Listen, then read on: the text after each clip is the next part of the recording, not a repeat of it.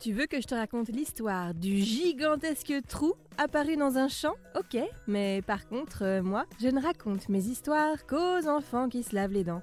Donc attrape ta brosse à dents, ton dentifrice, et tu frottes, jusqu'à ce que l'histoire soit terminée. 3, 2, 1, 0. Est-ce qu'il t'est déjà arrivé de te promener en forêt ou en montagne ou à la campagne? Parfois, la nature est pleine de surprises et de mystères, tu ne trouves pas?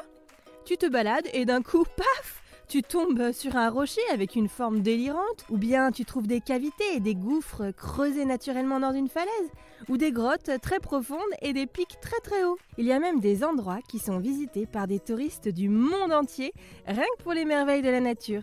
Il y en a sur toute la planète. Par exemple, on peut citer le Grand Canyon aux États-Unis ou la Grande Barrière de Corail en Australie. Et en France, par exemple, les falaises d'Étretat en Normandie. Si certaines de ces formations sont très anciennes, la surface de la Terre continue d'évoluer, de bouger, de changer.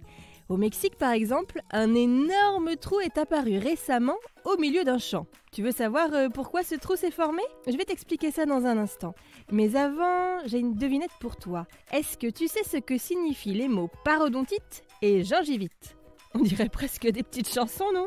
Eh bien, figure-toi que ce ne sont pas du tout des petites choses mignonnes. La parodontite et la gingivite désignent des maladies de la gencive, souvent dues à un mauvais brossage des dents. Alors, tu sais ce qu'il te reste à faire pour ne pas souffrir de parodontite ou de gingivite?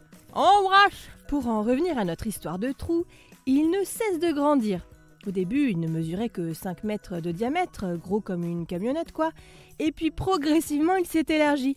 Aujourd'hui, il fait près de 100 mètres, aussi grand qu'un terrain de foot. Wow, tu te rends compte?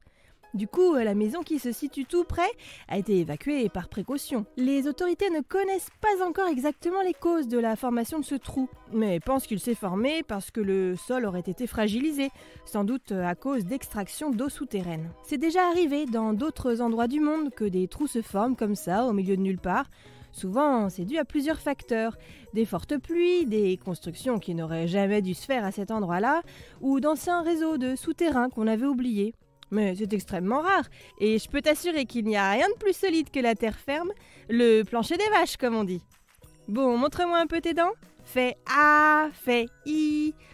C'est pas mal ça, bien blanche comme il faut. Tant pis pour vous les carrés. Allez, maintenant, au lit.